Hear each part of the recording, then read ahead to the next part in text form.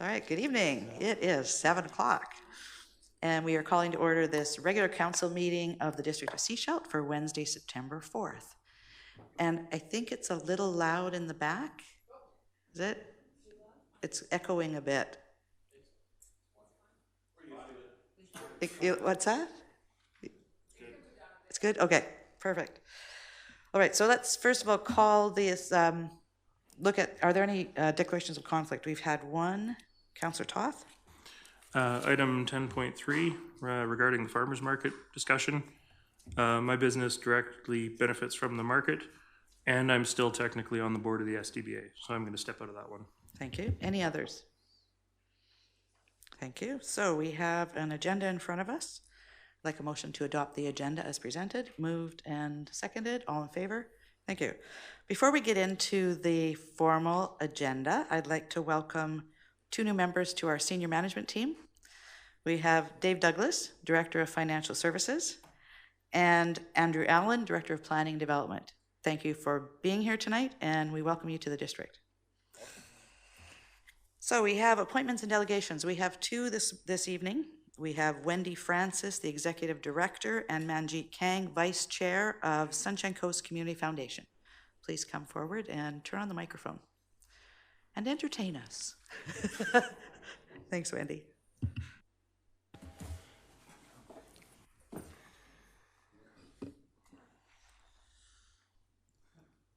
Whoops.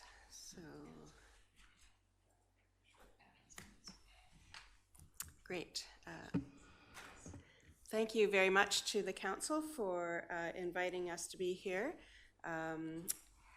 We're here to update you on the work of the Sunshine Coast Community Foundation and talk about a bit how we're relevant to the District of Sechelt. The Sunshine Coast Community Foundation is a nonprofit society and a registered charity. We're part of a network of nearly 200 community foundations across Canada. Community foundations help communities to thrive by pooling cash gifts donated by generous and thoughtful community members and investing them to generate earnings or interest. And each year we use those earnings to make grants to local charities that are addressing community needs. Most charities use donations from members and supporters to pay for their programs and operations, and each year they have to raise enough donations to cover their annual budget. But the Community Foundation is different. Unless the donor directs otherwise, we permanently invest 100% of the donations that we receive, and we use the earnings on those investments both to fund our operations, but more importantly, to make grants to groups doing good work in the community. By spending only a portion of the earnings that we invest, the pool of investments held by the foundation has grown significantly, and we now steward more than $5 million that generates approximately $150,000 each year that is returned to the community in the form of grants to local charities.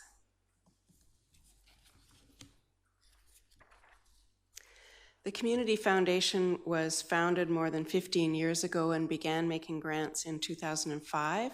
Since then, we have injected more than $1 million into the community from Portmelon to Egmont in the form of grants to support the good work of local charitable organizations. So donors come to us when they want to create a lasting impact. With a donation of $5,000 or more, they can establish a new endowment or a permanent fund that we invest and then advise us where they would like the earnings from that investment to flow each year. Or they can make a smaller gift to an existing endowment. The foundation is now entrusted with the management of more than $5 million in 60 permanently endowed funds, and the annual earnings from which support a wide variety of charitable activities. Some of our grants are automatically directed to 18 charities that either have established endowments themselves or who are the beneficiaries of endowments established by donors. Other grants are given out at the discretion of the board of directors after a competitive process each spring. And still other grants are awarded on the recommendation of donors who act as advisors to endowments that they have created.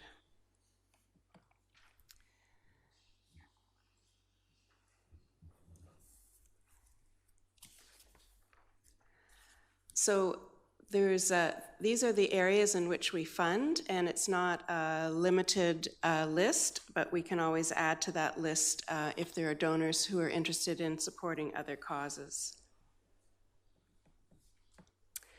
The Foundation recently has awarded grants to several initiatives important to the quality of life in Sechelt, such as the Festival of the Written Arts Diversity Workshop, Volunteer Sunshine Coast, the Kokoro Dance Theater performance at the Sechelt Longhouse, the Solar Installation Pilot Project, several programs delivered by Community Services Society, and the new trail around Fair Lake. The Foundation regularly publishes reports called Vital Signs, and this is a community check-up based on statistical and survey information which looks at things like indicators of health, housing, food security, and belonging or community connection. We published our first Vital Signs report in 2009.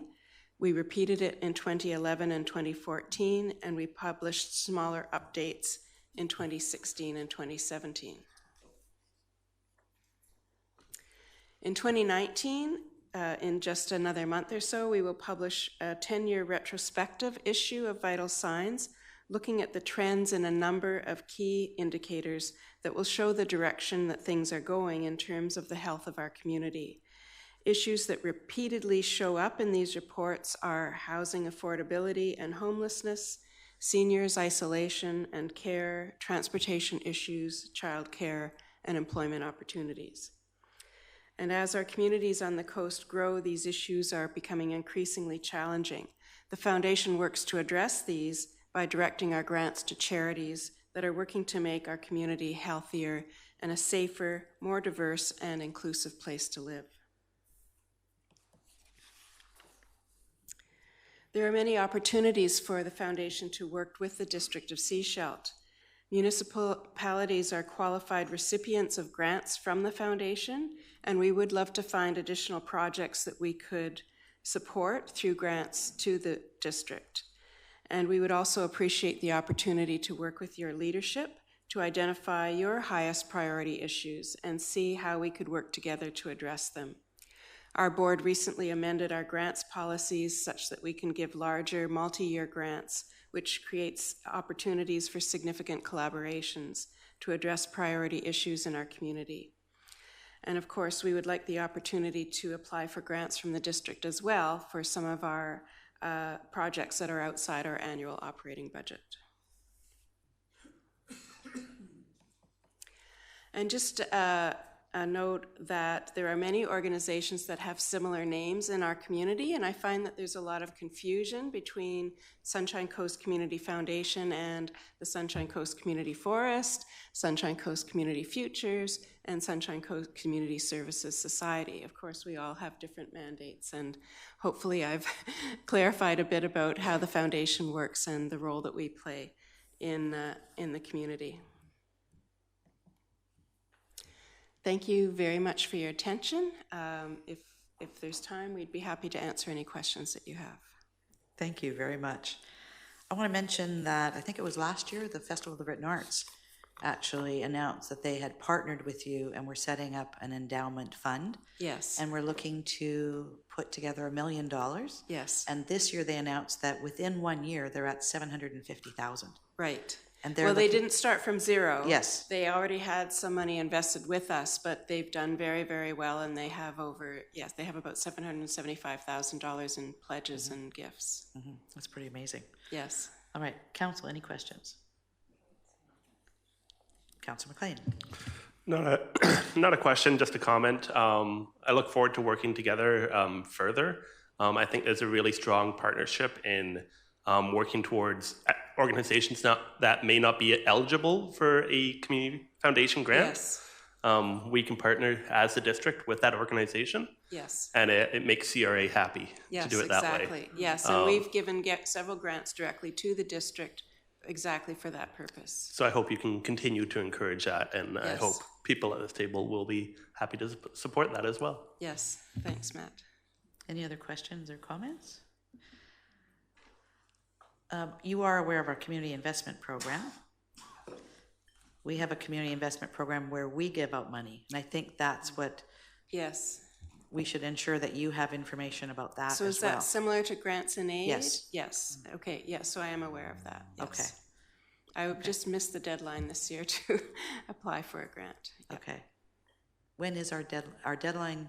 End of October? Yeah, deadline for multi-year grants is end of October, and deadline for annual grants is in end of January. Yeah. Okay. Okay. So end of October for multi-year, end of January. Okay, excellent. Thank Okay. you. So, and for this, the qualified recipient of funds, the district, perhaps we should Yes.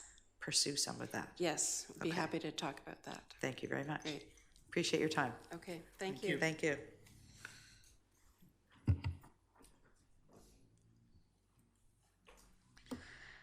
And then I'd like to welcome Kayla Finstra with the Sunshine Coast Affordable Housing Society.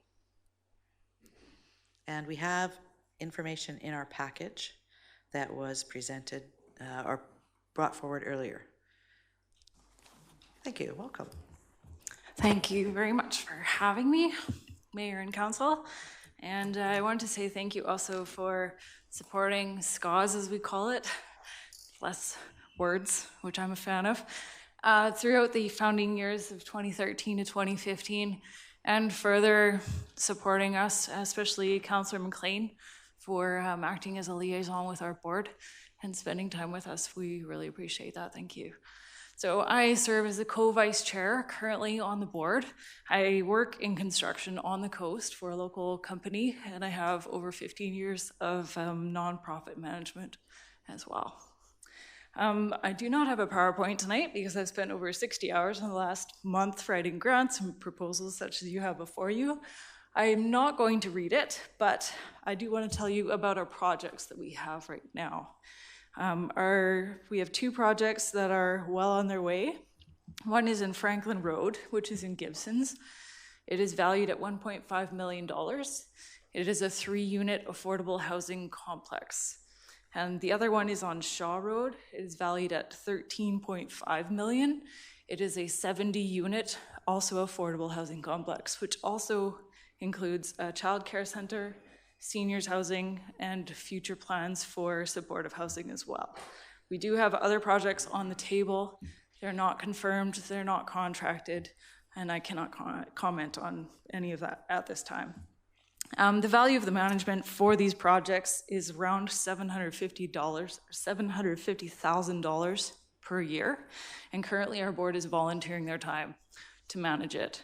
As you can see, I broke my foot. I'm not working, so I have been doing this, and it's great. It's brought me back into what I'm really passionate about, which is affordable housing, sustainability, humanitarian work, and nonprofit. We are putting an ask together for our key partners in the community on the Sunshine Coast, and I would like to really thank the Sunshine Coast Community Foundation for providing us a grant of almost $8,000 to go towards our Franklin Road project. So we really appreciate their support. We are asking for further support from our community partners, all on the Sunshine Coast, Gibsons, the town of Sechelt, or the district of Sechelt, excuse me, the SCRD. We are looking further afield also with various other partners, and you have those listed on the papers in front of you. These are not exclusive, and we are looking forward to partnering with many more. And we are asking for management purposes to hire an executive director as well as a project manager to make sure that these projects really get going and really succeed. We do not want people to fall through the gaps, and we want to make sure that we are official and formal and that our multi-million-dollar projects succeed. So we are asking for a total of $40,000 to fund the employment of these two positions for the rest of the 2019 year. And we are asking for $190,000 collaboratively between our partners for 2020. And 2021 is also in the budget in front of you. We are aware that there are almost 100 organizations and stakeholders interested in housing on the coast. It is the number one, number two, number three, top three, if you want to talk about other things, issue on the coast, and we want to work collaboratively with all of those, which is why we want to set up a housing conference on the coast and perhaps create a collective of housing stakeholders. There's a lot of redundancy that we're seeing, and we want to get rid of that. But we can't do that without funding positions because we're volunteers. So like even yesterday, I was at the Town of Gibson's council meeting. There were 2 delegations and over 8 organizations were mentioned just in those 2 delegation presentations. So we want to work with the District of Sechelt specifically and make sure your key priorities for the community are met. We would love to see affordable housing go up here as well, not just in Gibson's, but all across the Sunshine Coast. And we have some possible methods of partnering with the district, which are also in front of you. Further ones may include requiring developers to develop a percentage of their development to go to affordable housing, whether it be a multi-family unit or a single residential. Currently, there is zoning in place and bylaws in place that require developers to give a percentage of land to parks, and we could see that something like that happening for affordable housing. Another one would be legislation incentives and tax incentives, funding initiatives, or low-cost loans to homeowners through the local banks to construct secondary homes, carriage homes, laneway homes, other units like that. We are looking at partnering with our funders to develop new policy and the bylaws and create potentially new zoning as well. So initially I was going to apply for the grant and aid through the District of Sechelt, but I wanted to be more innovative and more bold in my approach. And I wanted to ask of the district for $20,000 for 2019. And for 2020, I wanted to ask the district for $50,000. These numbers are not set in stone. It's not a yes or no answer.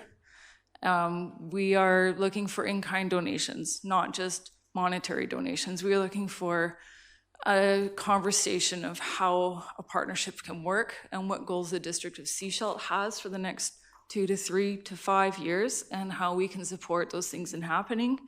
I will be also presenting this same presentation to the Town of Gibson's and the SCRD as well, and I'm looking forward to hearing what they have to say. And I'm absolutely willing to take any questions if anybody has any. Any questions? Councillor McLean. I'm just going to jump in with a quick comment first. You had several housing policy suggestions. I think those are things that we can absolutely begin a discussion at our Housing Advisory Committee, which begins on the 19th. And I'm very much looking forward to serving on that. Thank you. You will be a member on that. So that's a starting point. Thank you.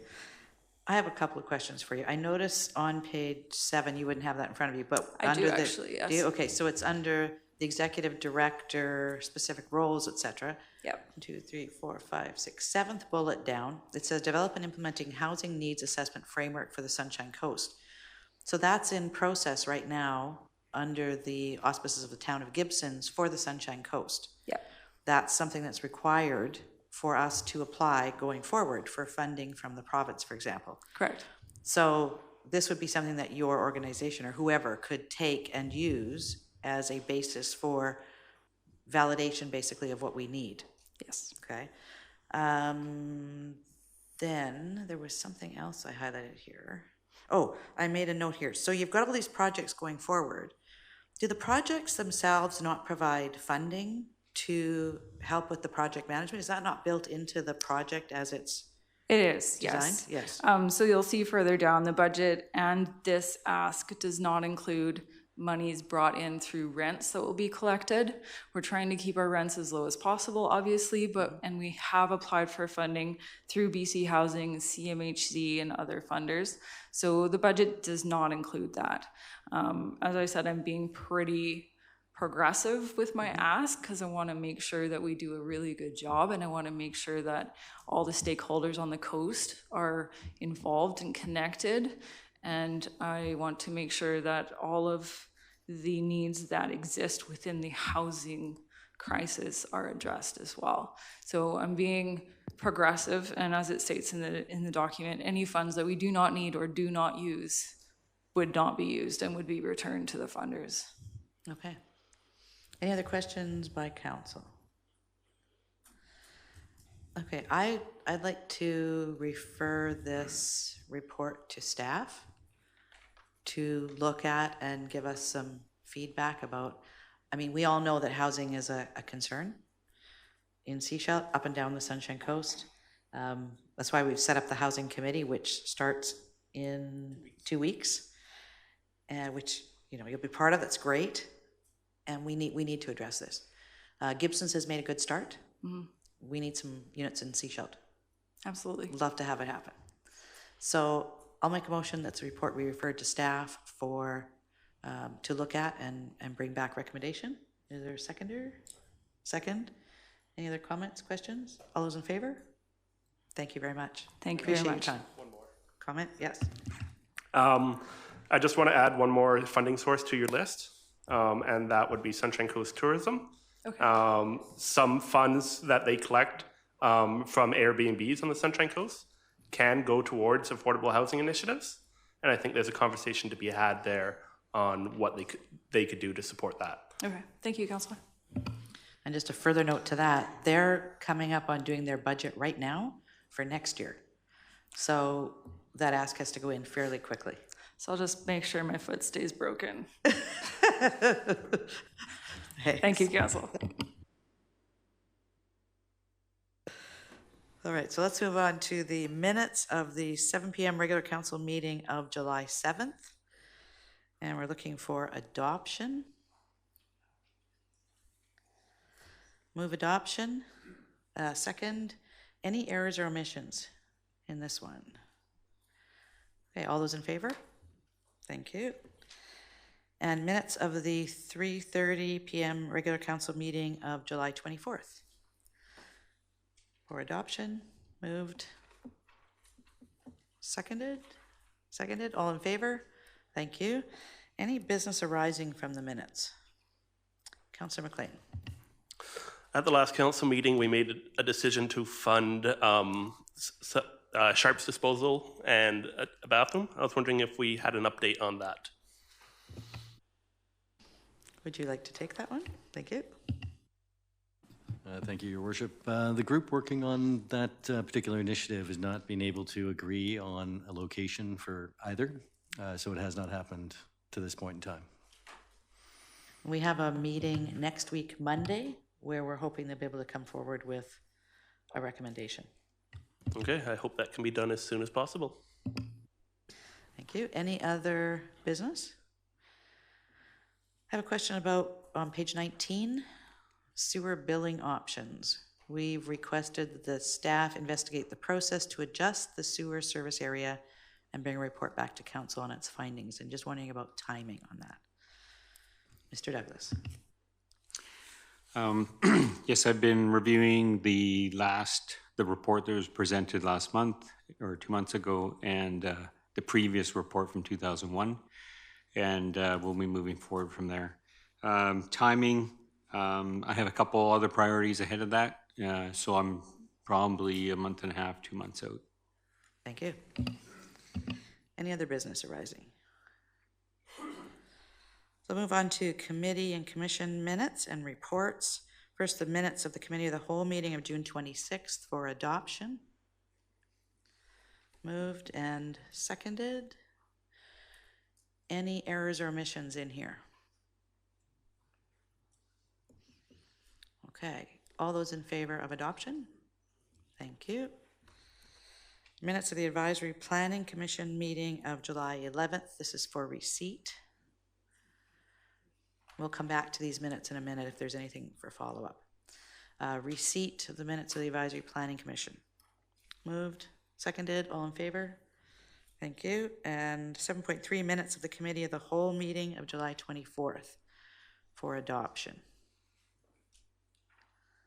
Moved and seconded, all in favor? Thank you. All right, anything for follow-up from those minutes? Councillor McLean. Page 35, Advisory Planning Committee minutes. I see here that funds have been set aside for design plans for the Cowie Street Corridor Plan. I would love to receive an update on that plan and what's intended with it at a future meeting. Thank you. Anything else? Councillor Toth, sorry. On page 29, Committee of the Whole, item 5.1, I'm just wondering if we have an update regarding the fast charger and BC Hydro handoff.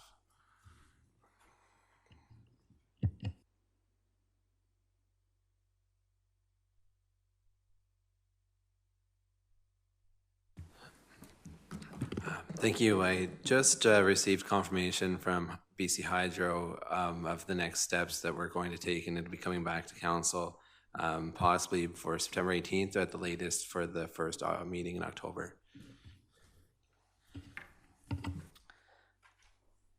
All right, on page 32, I'm gonna look at recommendation 8. I don't know if staff here would actually have, they may have some input on this one. It's that staff research what would be required to cover critical systems within 1 day of failure and bring a report back to council. I'm just wondering on timing on that one.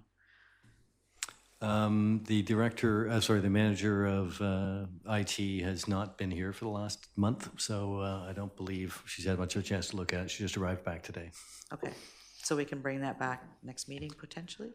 Depending on how complicated that is, yeah. We're just looking at timing. Yeah. Like, Sure, yeah, yeah, she can give that's you it. an update Okay. on the time, yeah. Thank you.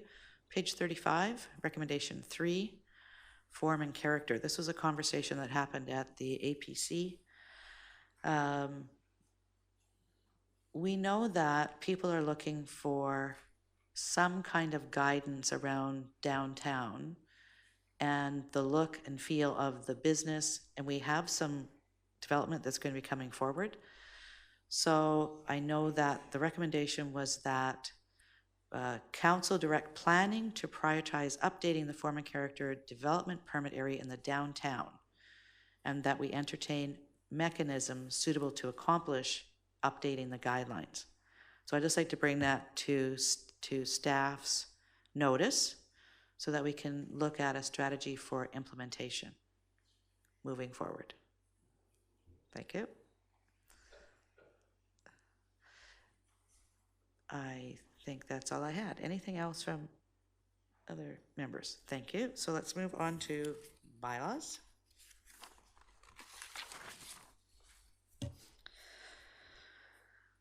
So we have item 8.1. This is zoning amendment bylaw number 25-300, 2019 for 5770 Torito Holdings Limited. First, a motion to receive the report. Moved, seconded. All in favor of receipt? Thank you, and we'll turn to staff for a presentation. Thank you. Thank you. I'll be presenting this rezoning application for first reading tonight for a property located at 5770 Torito Street. And a quick apology for an error in the civic address in the report, but 5770 is the correct civic address. The property is located at the intersection of Ocean Avenue and Torito Street, directly across from Rosina Giles Way, part of the Trail Bay Mall complex. The current zoning around the property is predominantly a commercial 2 zone.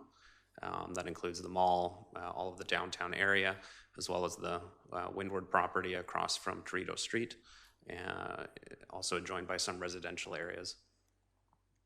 OCP land use designations, currently downtown center, commercial areas are designated within the OCP for the mall, as well as across the street along Torito as well.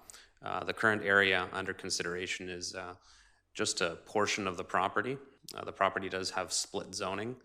So the area where the existing building is, which is where the former Gilligan's was located, is a PA2 zone. The existing uses include neighborhood pub, marine pub, theater, bowling alley, and recreation club. And so these are could be thought of as more of an assembly type uses, not necessarily a public use, but assembly commercial uses. There's a proposal before us right now to do a site-specific amendment to this particular property to allow retail and service business uses.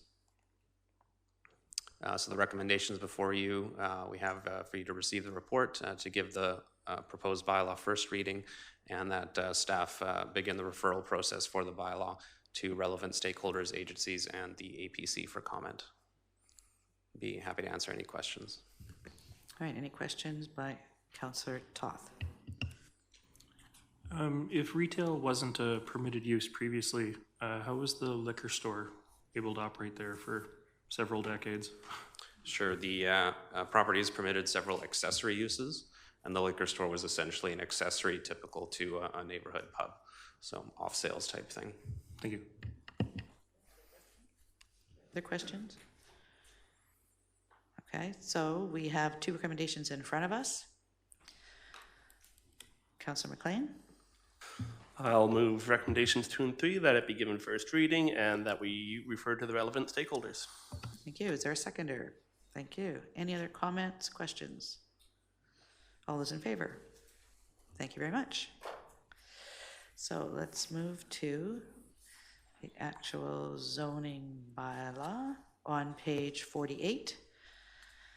This is District of Sechelt bylaw number 25-300-2019 for 5770 Torito Holdings Limited, being a bylaw to amend District of Sechelt zoning bylaw number 25-1987.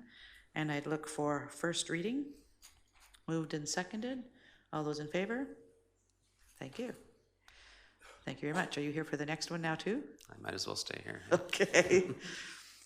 So item 8.2A, zoning amendment bylaw number 25-299-2019 for Canadian Baptists. Motion to receive the report as presented. Moved and seconded. All in favor? Thank you.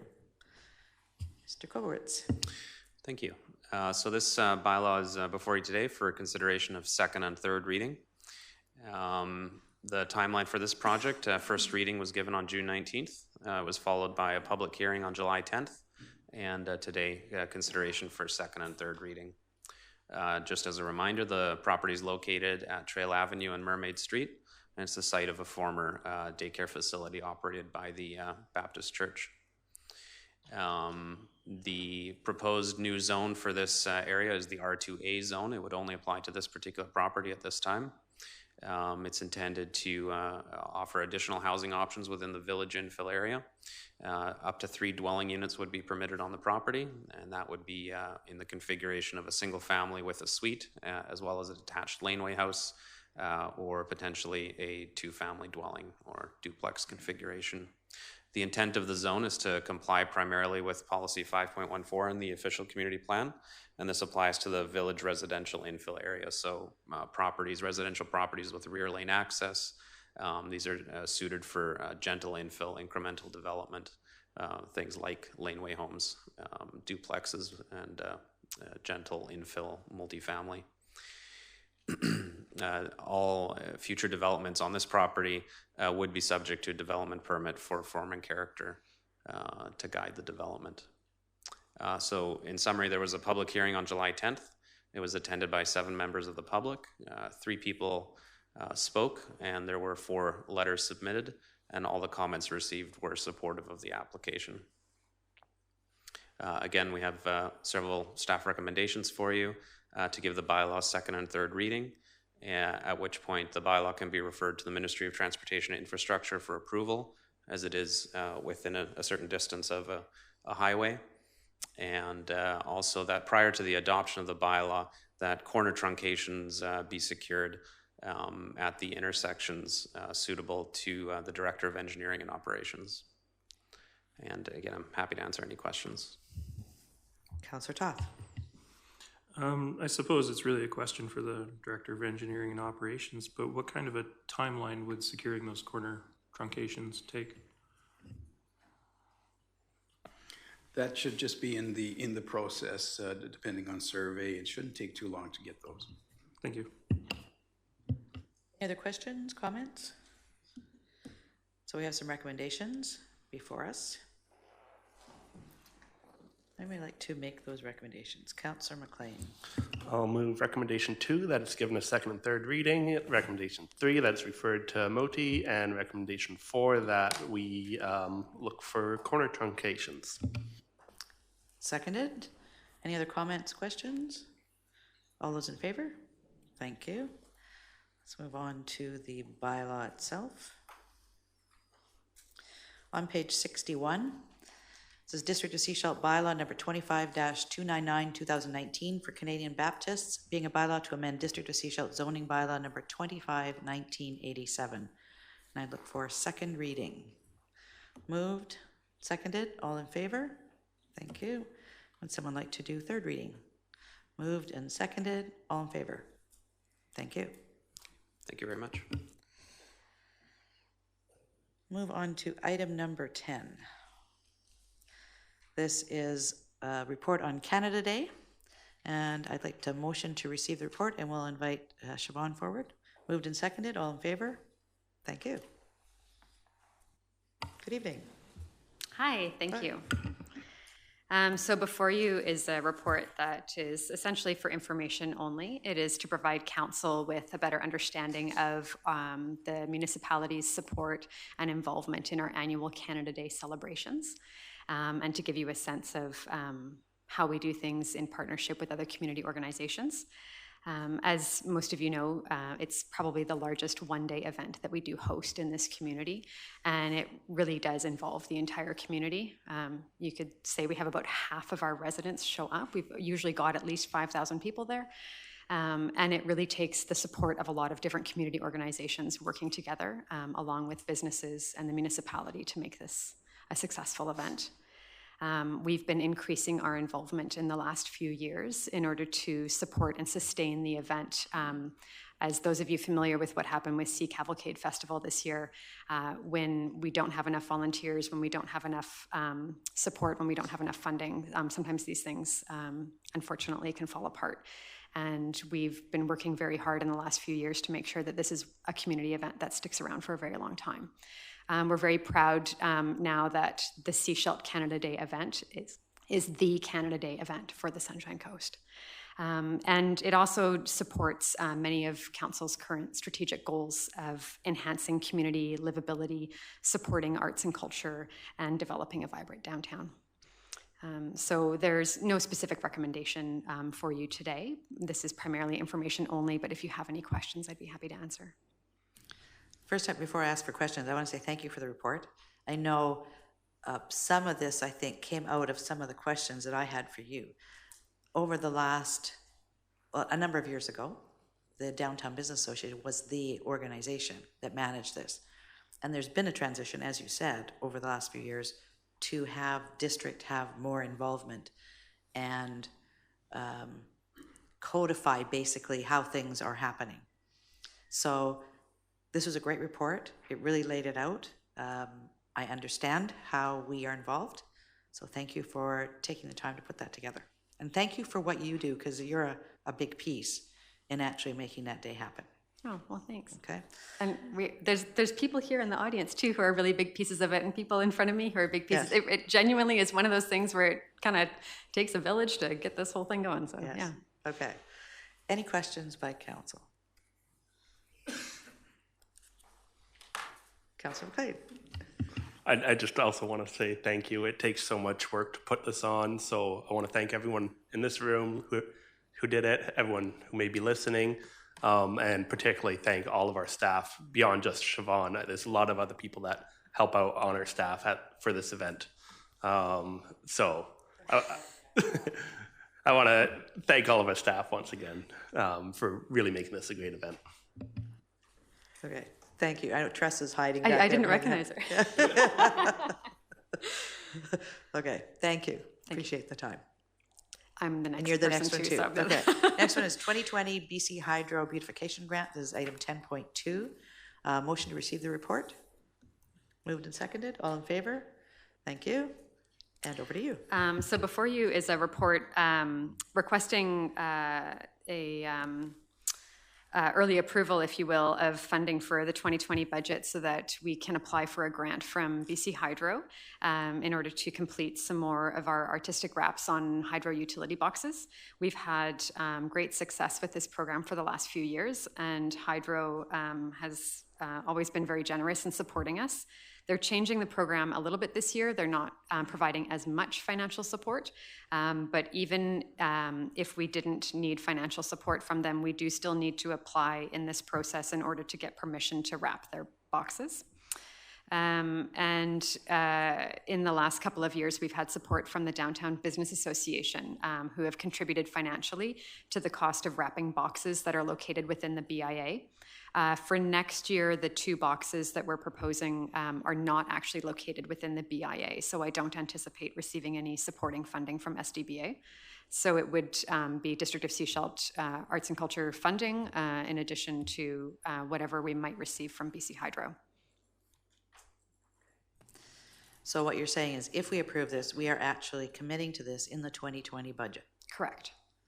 if we get the matching funds, Correct. If or the funds. they're from BC, not, yes. yeah, they're the not matching funds. yes.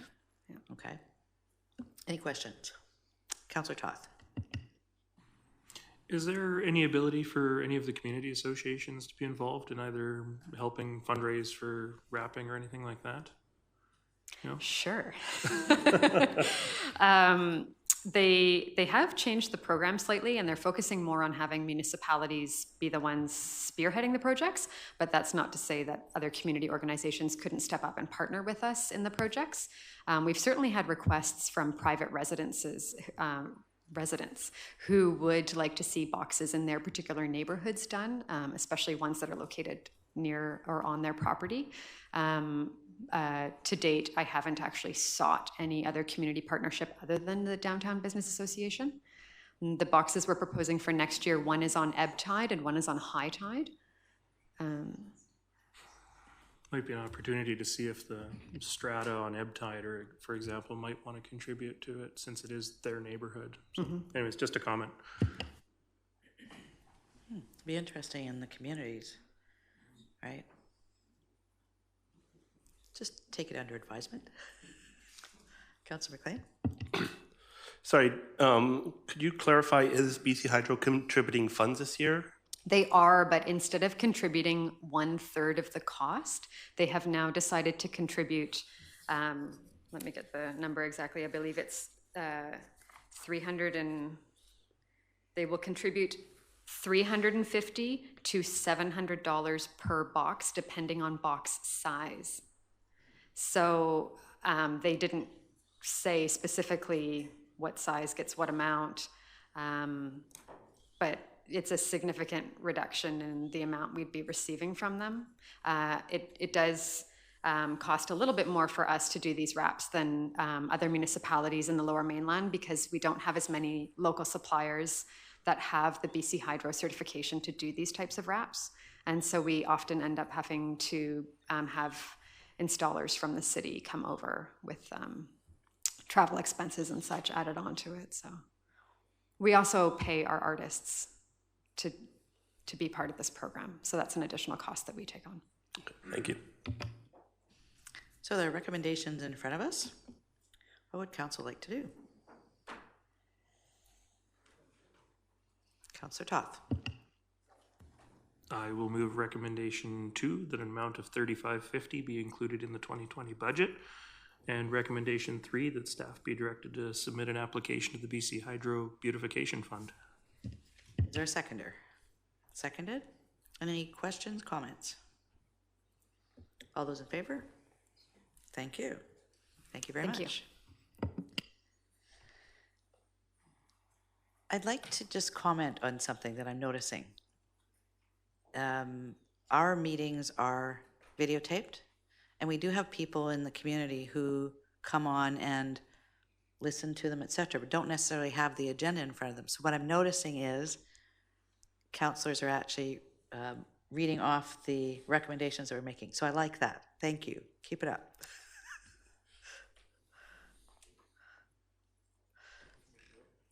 Yes, we're going to move on to item 10.3. So Councillor Toth is going to excuse himself.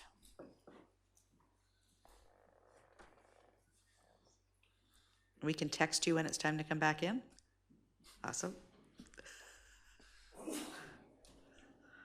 Thank you.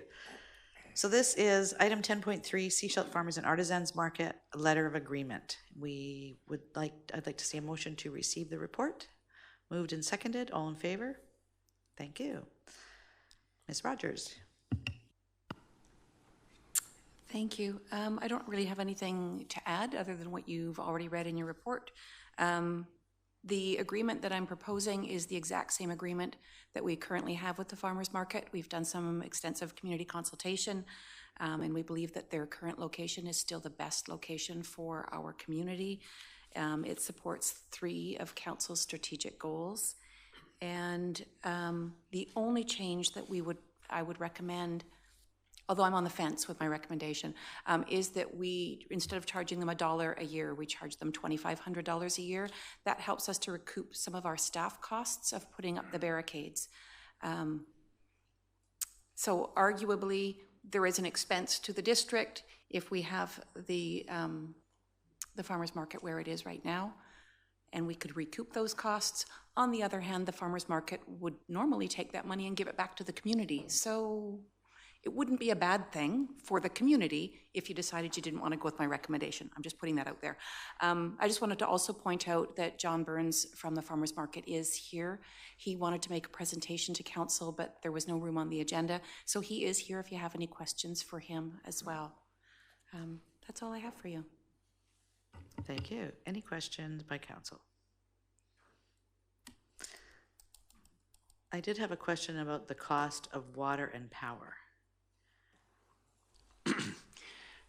Although specifically we don't know how much they use of each. We know it's not a lot.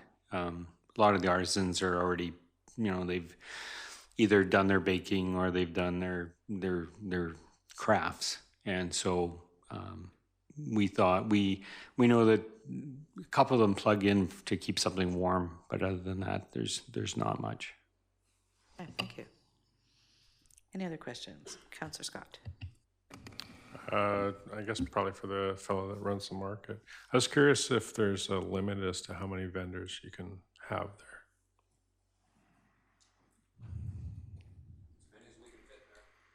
Do you John, do you want to talk to the mic? Talk to the mic so that, please. Yeah, typically we operate 40 to 60 vendors depending on the season, on the weather and whatnot. We're comfortable at about 50. There's not really any need to grow because we can only have so many jewelers, so many of the same type of category. So there isn't a need for a larger space. From our perspective, that's just the right size as it is. But there is a point where you say we're full. Oh yes, we do receive a number of applications every year from vendors that we have to say no to. And that's based on the site plan is how you're going to fit everybody in? No, it's more based on the needs of the market as far as unique categories of products. If I have a certain number of people selling the same thing, right, it just dilutes what's available to each vendor. And our current categories are quite full. We're still waiting for a couple. If we had painters or First Nations artists, we'd be thrilled. But beyond that, we're kind of, as far as categories go, we have enough of each to fill that space adequately and completely, consistently. Okay, thank you. Other questions or comments? I'd like to look at a couple of the concerns that were raised.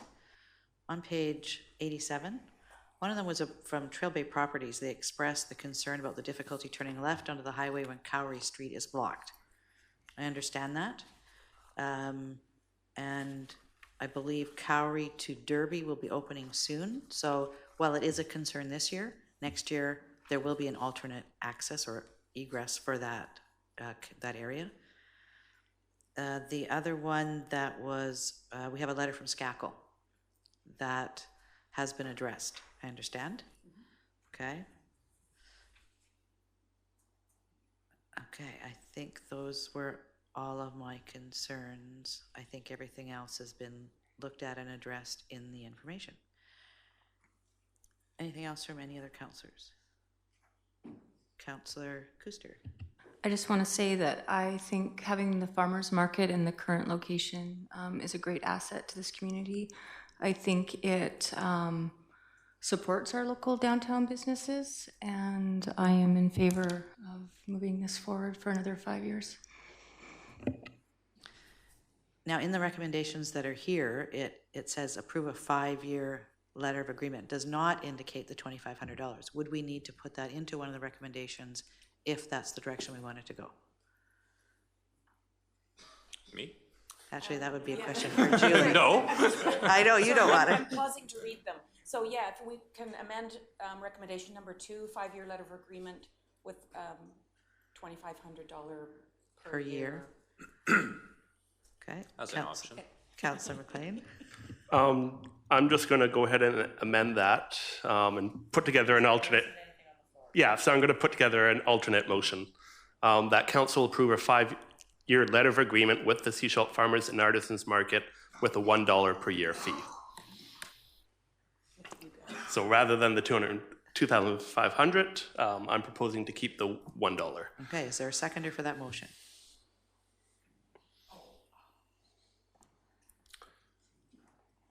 No seconder. Sorry. Don't even want to discuss it?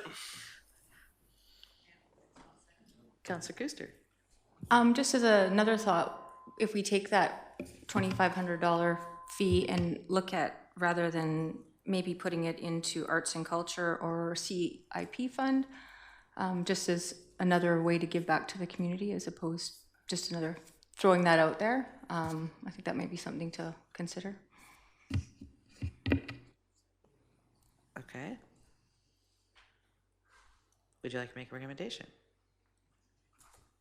Just more looking to see what everyone thought, if that would be something that might be something you guys would want to consider or look at.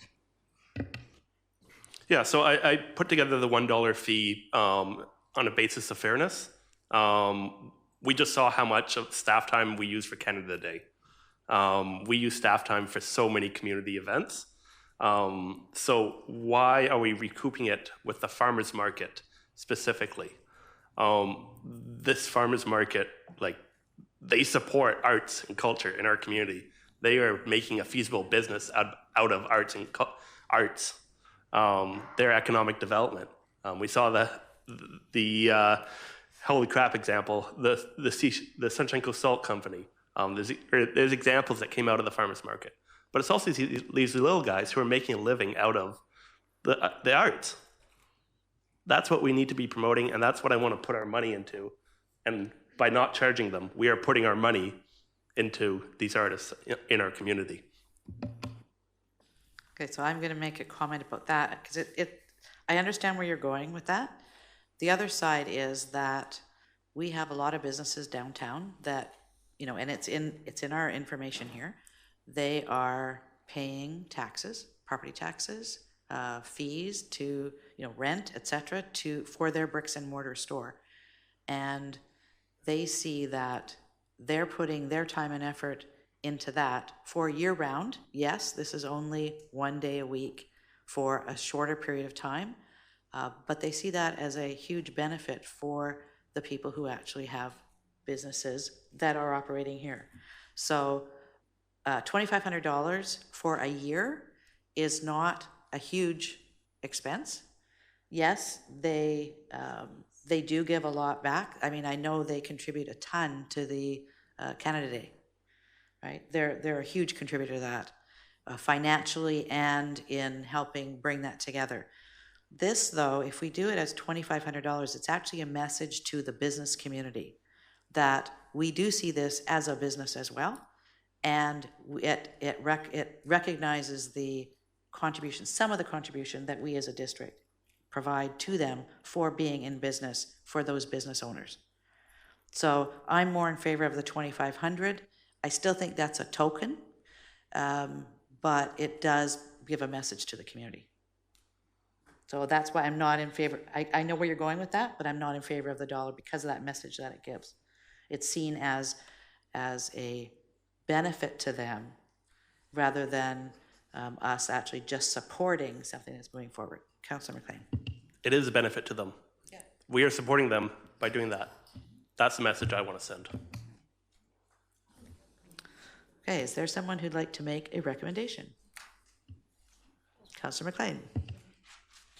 I will make recommendation 2 that council approve a 5-year letter of agreement with the Seashell Farmers and Artisans Market. And I guess I'll put the $2,500 per year. Okay, is there a seconder for that? Seconded. Any comments, questions? All in favor? Thank you.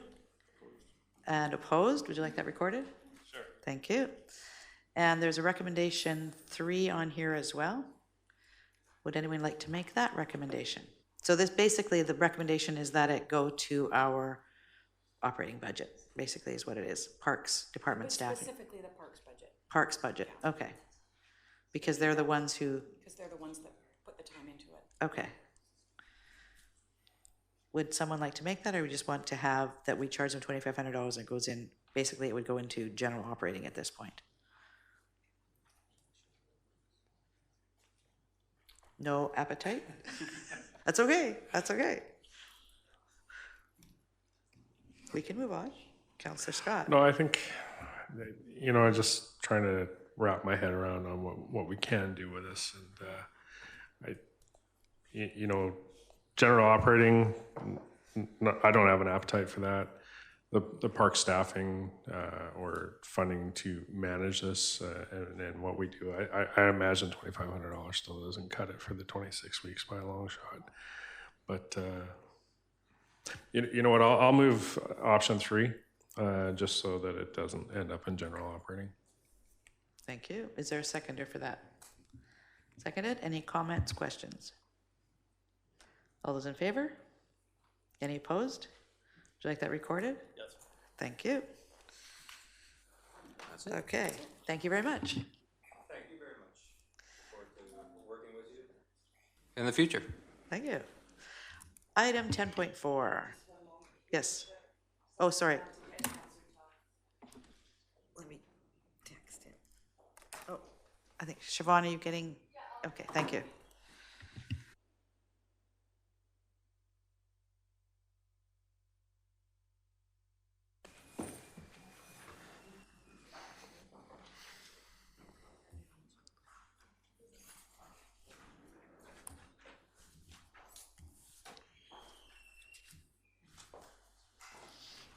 Thank you. We're moving on to item 10.4, page 102.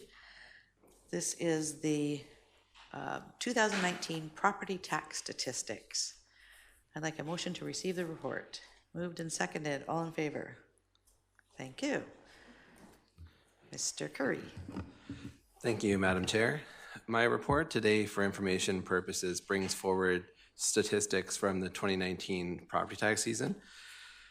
Sometimes I'll measure the success of a property tax season from the number of disgruntled taxpayers that I'll have to go to the front counter or have to chat in my office with. And we have a line that we'll use where if they don't like the response from the receptionist, then they'll go to our tax clerk. And if they don't like the answer she provides, then the next one will be myself. So this year I only had to speak with one taxpayer. So that was about a late, a penalty that was applied for a late tax payment. So there was nothing we could do about it. So it was a smooth tax season this year. A very quick summary of my report. 86 residential properties were added from 2018 to 2019. Outstanding property taxes at July 3rd compared to the last 2 years are on the incline. Online homeowner grants are on the incline, being claimed online, accounting for another 100 that we expect this year. We estimate that there's approximately 23% of residential homes in Seashell are secondary homes or investment properties, and we determine this by properties which don't claim the homeowner grants but would be eligible based on being a single-family dwelling on a parcel or in a strata. Tax deferments are on the incline, so we have more people participating in the province's property tax deferment program. So we have 610 residents that defer their taxes compared to 526 in the prior year. And our tax sale list, which in this report, I believe was around 32 properties, is as of today down to 6 properties for this year. So our goal is to not have a tax sale, and we haven't for quite a few years. So we work hard to ensure that the third-year taxes are all paid ahead of the tax sale date. It saves quite a bit of administration work to do it, the work now instead of after the sale. That concludes my report. If there's any further questions, thank you. I'm just going to make a comment first before I go to questions. In my other job, I was talking to somebody about potentially deferring their taxes. And they thought, so I don't know how prevalent this is out there, but they thought that if they deferred their taxes, the municipality didn't get the taxes. No, we do. They pay on their behalf. Yeah. I know the province pays on their behalf. They didn't realize that. Oh. So I'm wondering how many of seniors out there who could potentially defer their taxes don't know that by deferring them, we still get the money. Mm-hmm. The province pays it on their behalf. And I don't know if that's something, I don't know if that's prevalent. The front end staff communicate it to quite a few seniors when they're through the office. If they'll just explain what the program is. Especially if someone makes a comment that I'm on a fixed income, I can't afford these tax rate increases. That's kind of the first go-to that they'll grab the tax deferment information. It's not our program, so we could check whether or not we would. It's because it is belong to the province. I don't know if we want to advertise it, but certainly we can make the information more available on our website to refer to the province's program. Mm-hmm. Okay, and Councillor Toth, you had a question, then Councillor McLean. The portion of property taxes that are due to other agencies that haven't been collected yet, how are those funded? Is it just come out of our general reserves? Are we borrowing to pay that? Is it done in installments? Essentially, yeah. So if we've collected, I believe it was, we've collected 19.8 million of the 24.5 million. So it's not tracked separately, so we don't have a separate ledger to track what's owed from each of the different areas. So if at the 3.5 million, that's 3.6 million that's owed for current taxes this year, we don't have the which portions that's owed to, but essentially it's floated through our general surplus. So it's not as, I don't think I've ever seen a municipality that tracks which one you're paying for directly, because it's all in one subledger. Okay, thank you. So are you saying that no matter what we get in, if they haven't paid to us, we still pay the full amount to the other taxing jurisdictions and we carry the deficit or the shortfall? We pay the amounts we don't pay the amounts all at once to school taxes, which is one of the larger payments we make. The requisitions to the regional district are due. They have a set due dates, so before the end of July, typically they're all due. So we remit those taxes, and the other authorities as well are usually due mid-July as well. So you could also argue that they're floating us through halfway through the year because we're only paying them for their operating year at midway through the year. So it's just the way that it's legislated. So we don't really have a choice to hold on to the money for any longer than we do. Okay, thank you. Councillor McLean. Yeah, I just want to follow up on the mayor's comment about deferring their taxes. That is something that we should be promoting. It's a really great program for, taxes are a big lump sum payment. It can be tough for people. And so that's a great program. And the other great program is the pre-authorized payments. That's another thing I'd like to see us promote a little bit more. Take that big chunk, split it into a bunch of smaller ones, makes it much easier to handle, much easier to budget. So those are two things I'd love to see us promote a little bit more. Thank you. Any other questions or comments? Director Douglas. Yeah, although we've paid out the payments to the other jurisdictions, we're getting a healthy return on anything's left as a receivable. So we had 10% right up front, and then if it goes over the year end, we're getting almost 7% after that. Okay, that's true. Okay, thank you. That tempers that a bit. I know we had a conversation. I was querying one of your titles on page 103. The last category there, you have total properties eligible for the homeowner grant. And so I was questioning how you came up with the 23% or 1,000 to 1,400 secondary or investment homes. So primary residents are eligible for the homeowner grant. If it's an investment property, they're not. So I looked at the numbers you had on here as, if you go up to the top of that page, total property occurrences by class, residential 5840, and then we had total properties eligible for the homeowner grant at 5074, gave us a difference of only 766. So that's why I was questioning the 1,000. So you clarified that the total properties eligible for the homeowner grant are the fact only that they're a residential property, not that they're necessarily eligible, because there are other eligibility characteristics.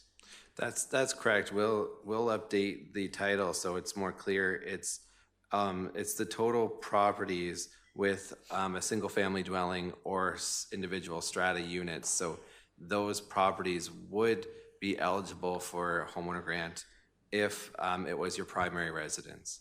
Right. So it's not necessary that they're all eligible, because if it was your second home, it would not be eligible, but those are properties considered single family dwelling or strata residential. So taking the bare land out. Okay. Any other questions or comments? I want to compliment one of your staff members. I won't mention by name, but I know that she takes it upon herself to make sure that we don't have a tax sale every year. And the lengths to which she goes to track down people to support those who are delinquent in their tax payments, it's quite extraordinary.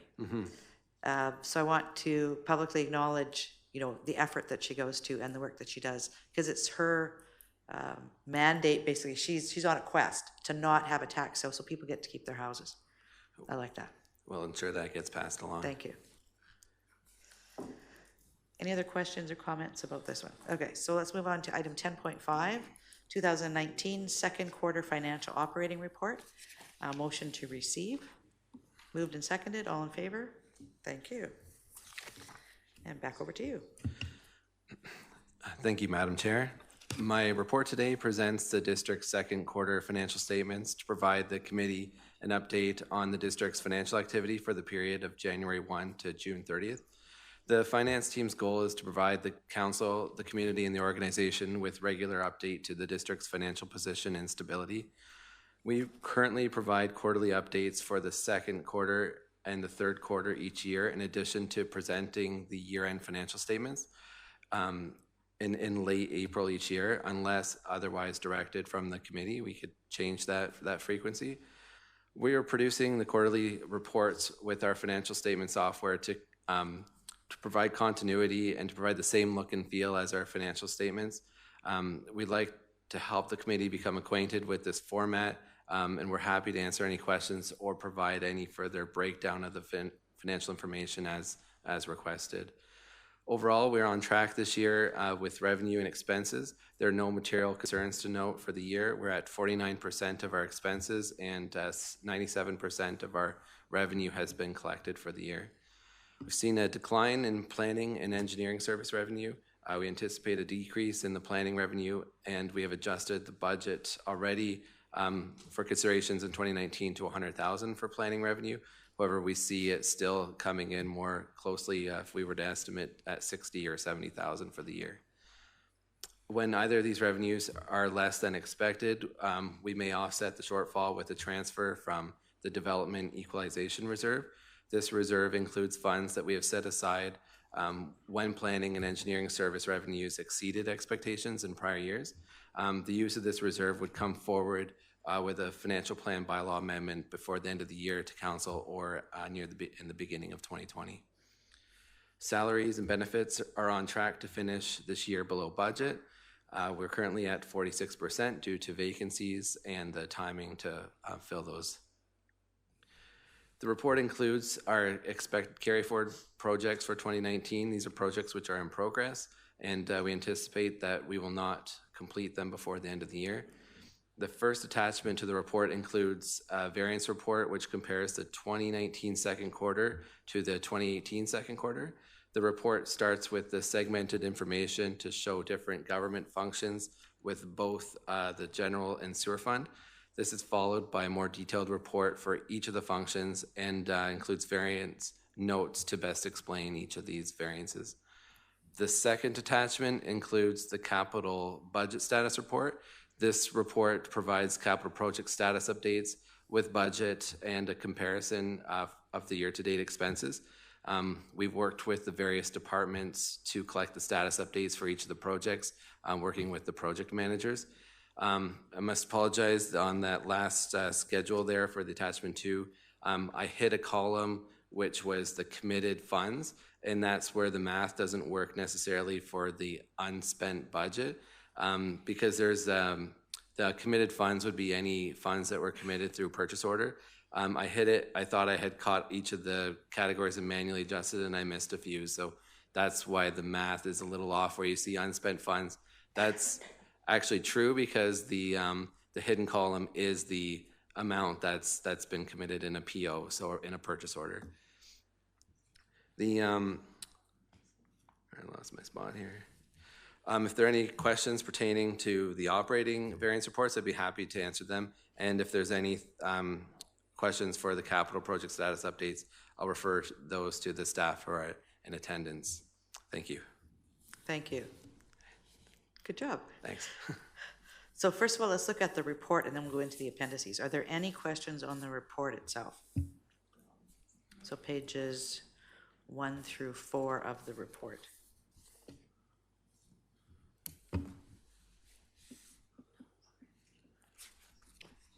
No questions on that? Okay, so let's move into attachment 1. This is the budget variance reports.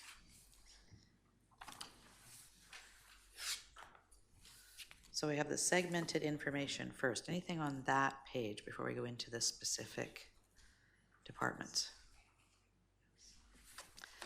I had one question on here. I noticed that we have, if we look at the total, let's see, you have to see it on here, the surplus at this point, total surplus, this is on page 111.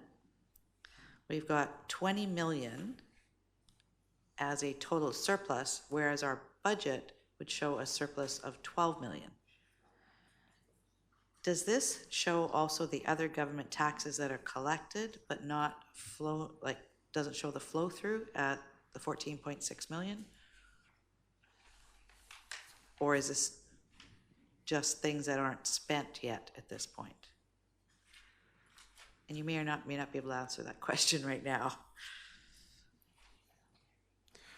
No, that's where we're at right now? That's where we're at right now. It's essentially 50% of your expenditures haven't come through, and you'd see that even out quite a bit more once the expenses are received. You see that we're nearly received all of our revenue, which kind of skews the actual to budget spent from the 97 to the 49, and then the 167 at the bottom for the percentages.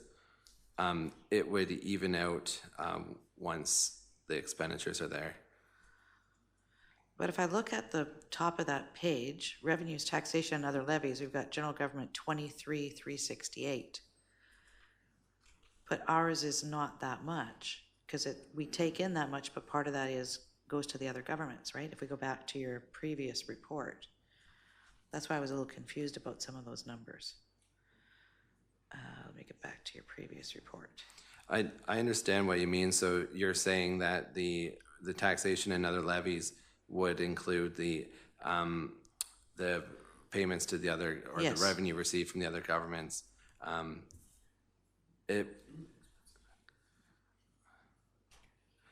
Right, because if we go back to your previous report on page 102, you say we collect 24.5 million, which is about what we're showing there, close, right?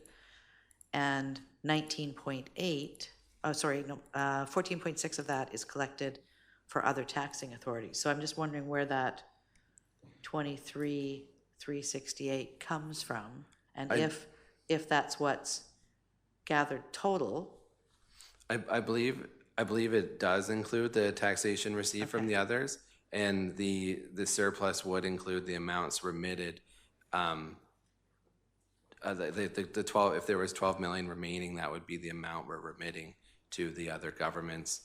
So there was an item that we had unmapped for the requisitions, for the payment of the requisitions, because we hadn't made the payment for school taxes yet, which really skewed the numbers. I'm just wondering if it's possible that threw the bottom number out, but I could follow up and confirm with an email to see if that's true or not. Perfect.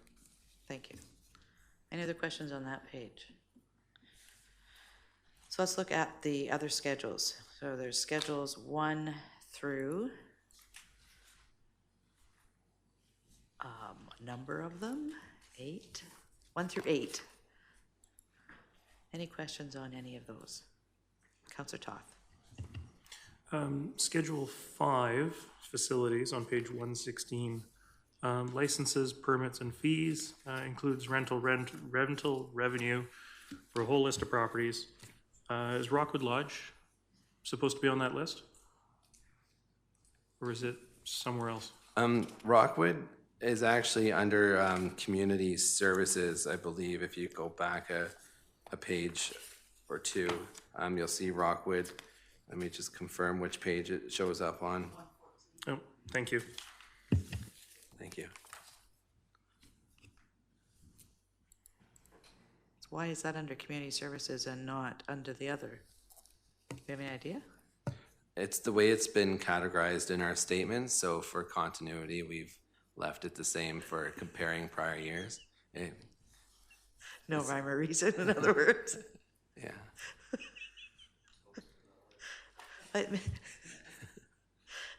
I think it was the first building we ever had too, right? So it went in there. Others, as they came along, probably went into facilities, but this one never came out there. Okay, any other questions about any other of the other schedules?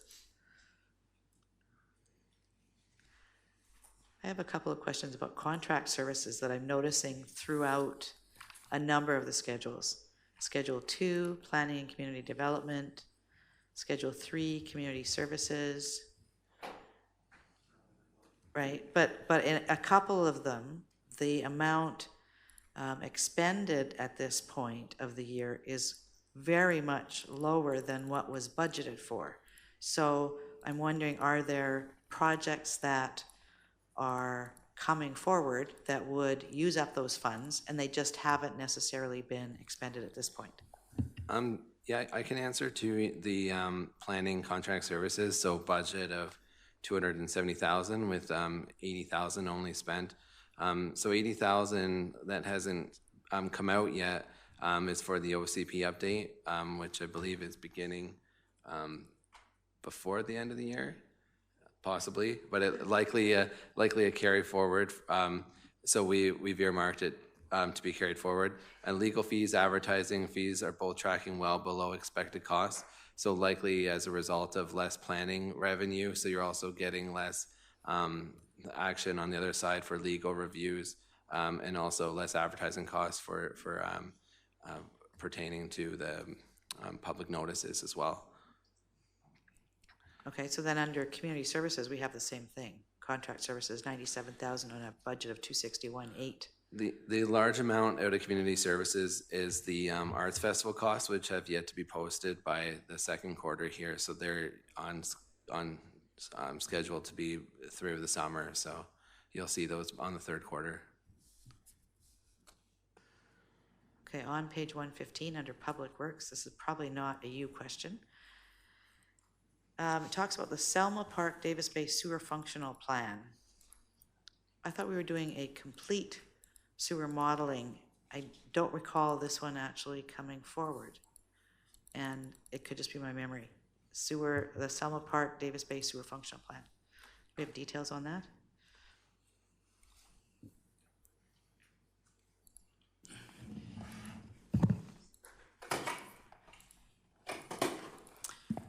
Thank you. The Davis Bay Sewer Functional Plan is not a modeling, but expand the sewer to that area.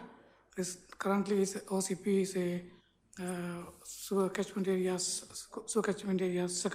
second area with outside the urban containment boundary. So this is avenue similar to we did West Seychelles in 2005, and now we are filling that West Seychelles and West Phobos Bay sewer functional plan. We are filling those gaps now, almost completed that areas, and this is the another area having a problem with the septic fields, small lots. So this is the opportunity to bring the sewer in that area. We are working with other developers and other stakeholders to bring the sewer there. So how is that different from the sewer modeling, which is talked about under contract services? The sewer modeling is a district-wide sewer modeling, and this one is a sewer functional plan only for the one particular neighborhood. And would it be part of the sewer modeling then, going forward, or?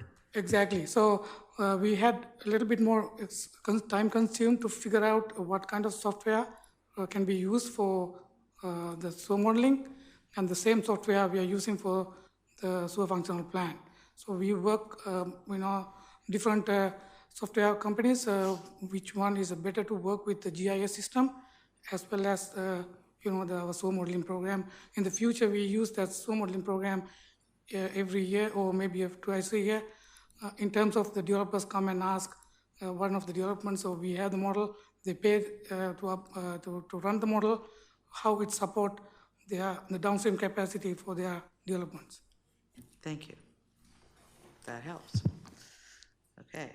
On page 119, I think this is just an error in some of the information that's put under here. In the notes under contracted services, it says contracted services includes expenses for capital projects which were reallocated to capital in August. This I wrote that note. It should, to be more clear, we've fixed this with a journal entry. So I caught it in my review too late to adjust the statements or adjust it in period 2. So we left it in. So there's expenses that are for capital that have been expensed to the operating budget, which we've removed in August. So we took them out of operating and expensed them to the appropriate place in capital. So the capital projects, a couple of the capital projects don't include these expenses. So you'll see a more clear picture of where the sewer projects are on Q3. So it's a journal entry that we did to reallocate the expenses to the appropriate place. Right, but the reason I kind of flagged that is this is for the quarter ending June 30th. If this is going to happen in August, it wouldn't actually be reflected in these reports yet. Or is this? I think what I meant was that they weren't corrected in June, but they were corrected in August. So they were posted here in June, but corrected in August. Any other questions about any of those schedules? Let's move on to the capital budget status report. So this is where you were talking about the fact that you hit a column, because I noted some of the categories. For example, if we look at boat and motor, for example, 25,000 is the budget remaining, it's a positive number, 10,712. That's a good example. Yes, but if I look down at Harbor Way to Lookout Sewer Expansion, I've got budget of 930,786, quarter ending 817,493, and yet it's got a negative number of 41,718. What you're saying is there's another column that has committed funds that would actually take that 817,000 basically, get rid of that plus the other 41,718. So we've overspent basically the 41,718, or committed to overspend 41,718 at this point. Is that right? If we have other committed? Not that one, yes. I believe so. The committed would show that it's over. Yes. Yeah. And there's a few others of slight amounts as we go through. Okay. Yeah, if we could just have this spreadsheet presented again at a committee of the whole with correct numbers, that would be very helpful. And then maybe limit our discussion today to progress. And we'll talk about budget overages and underages, not a word. Okay. At a committee of the whole meeting with correct numbers. Thank you. Any questions about any of the items on the list? Councillor Toth. Bottom of page 120, chemical storage area. Design work is complete. Report will be included with the business case. 2020 budget, I guess? That's correct. I am putting a business case together which will have the design report and it will give the recommendation and costs. Councillor McLean? Just moving down the list, mechanical HVAC refit for this building. I believe our approach was to try and get a grant for that funding. Were we able to? We haven't found any grants available for us. We're in the process of providing doing the RFP at this point and going out for it shortly. So that would come from general funds rather than grant funds? That's correct. Okay. Any other questions? Councillor McLean? Moving down to West Sechelle Elementary traffic and parking. Page 122, near the bottom. I understand that there's a meeting coming up with School District 46, but I just want to reiterate that this project is important, and we really do need that scope of work so we can figure out, or we can put it into next year's budget. I want to see progress on this file. So I'm hoping that we can make quick progress through the next couple months. Go ahead. If I might, on that one, I've been the one meeting with the school district over this particular project. So it's not the engineering department holding it up or anything like that. We've got a couple of things going on. One is looking at a walking path analysis for that area to see how that might impact things. The school district is also working on how they would like things configured to work for the students arriving at their part of it. So the next couple of meetings, I think we have a meeting coming up in 2 weeks. Hopefully we'll get that feedback from the school board on how they see the front looking. Then we'll be able to go from there and get some designs together. But then we want to go back to the community and go, does this work for you as well? So there's a lot more community engagement to go before we get to a final decision here. But we're not stalling on it. We are working on it. Yeah, keep it moving. Perfect. Thank you. Did you want to comment as well? So in addition to our CEO's comments, we have provided our business case for construction for 2020, business case and the project cost. Any other questions? Councillor Toth. Page 122, fourth item, Wakefield Road Culvert. Tenders received over budget. Are you able to share with us how over budget those tenders received were? Thank you. The tender is over budget about 250,000. The budget is about 500,000, but we spent some money to order the culvert from Lanley Concrete and also spend some money for the geotechnical investigation. So there's a budget deficit about 300,000 to complete the work. 300. Ouch. Okay, any other questions?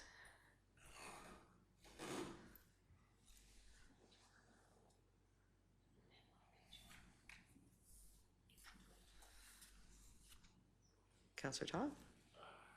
Go ahead. No, it's not really a question so much as a comment.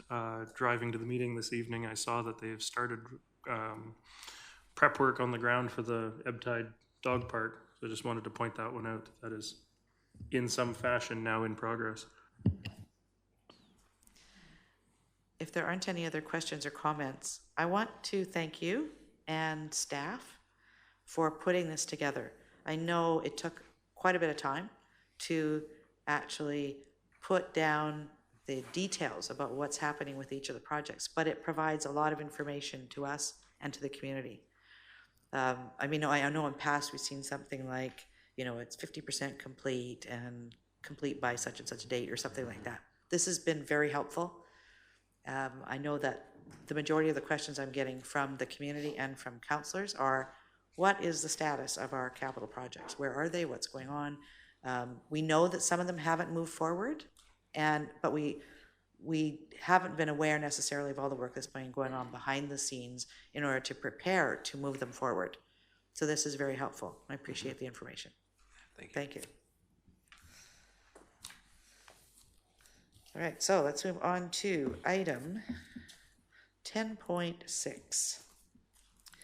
This is a ratification for infrastructure planning grant program application.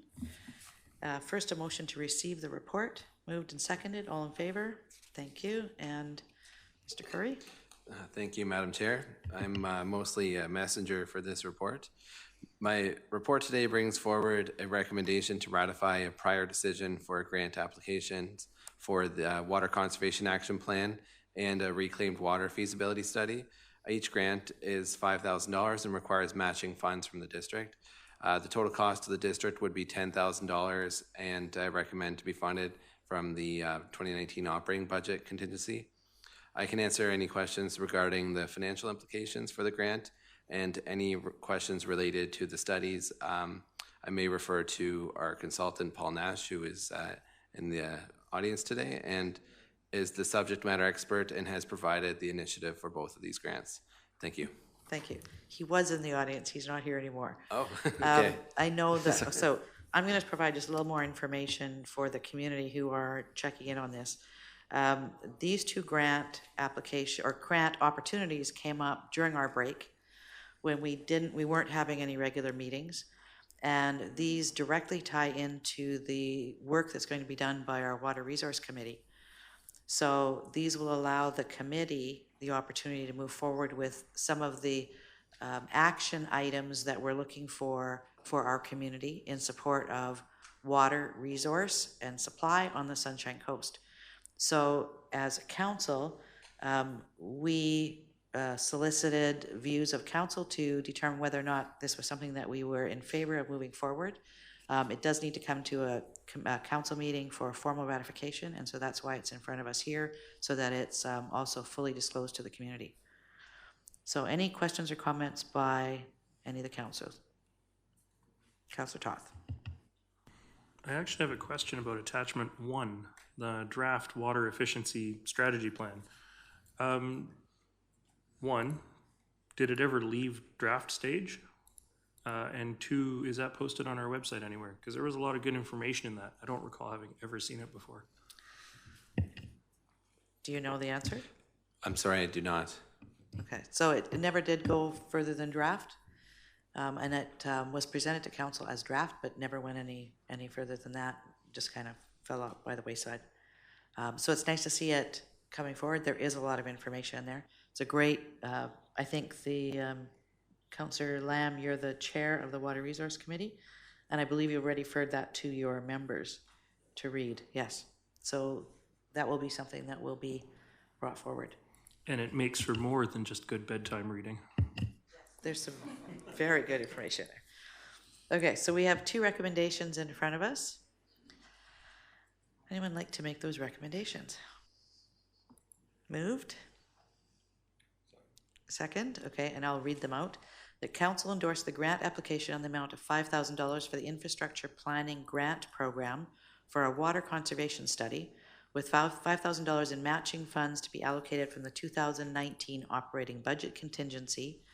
And 3, that council endorsed the grant application on the amount of $5,000 for the infrastructure planning grant program for a reclaimed water feasibility study, with $5,000 in matching funds to be allocated from the 2019 operating budget contingency.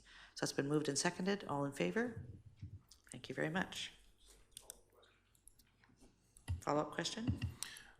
Do we know when we will be successful or not in the grant applications?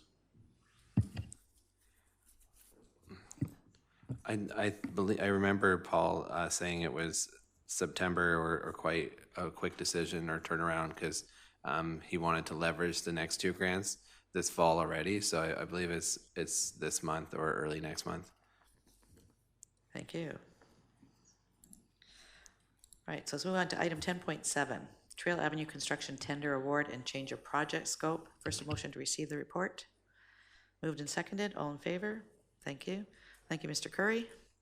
Mr. Bandera.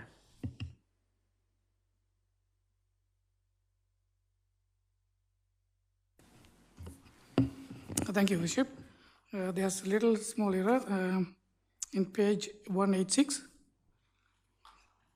The last paragraph refers to the 2020 budget cycle. This should be 2019 budget cycle.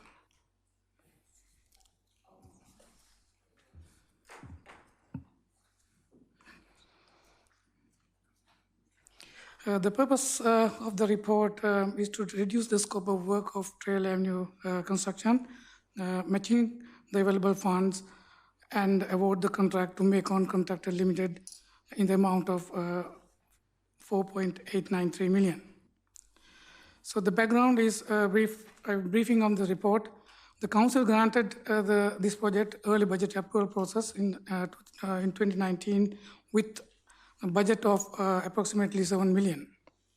This includes 700,000 for stormwater, storm trunk line construction along Trail Avenue, and 6.3 million for road works. Both the above amounts come from development cost charges. The actual funds, as per the budget approval, the 7 million budget included DCC revenue expected to receive in 2019 in the amount of 939,127. These DCCs were not collected due to development slowdown. The currently available funding is approximately 6.058 million. As per the Macon bid, the total construction cost, including contingency and engineering and streetlights, is about 8.283 million. So then the deficit is approximately 2.224 million.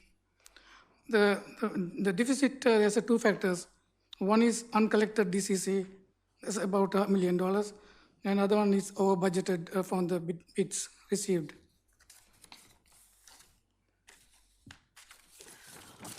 So these informations have under the financial implications section, page 188 and 189. So in order to match the available funds, the contractor's construction cost will be limited to 4.893 million, leaving the balance of 1.165 million for streetlights, 375,000 purchased by the District of Seychelles. So the district have, if we buy the streetlights, we can reduce the cost by 30%, cutting the middle persons, and 10% contingency plus 5% engineering.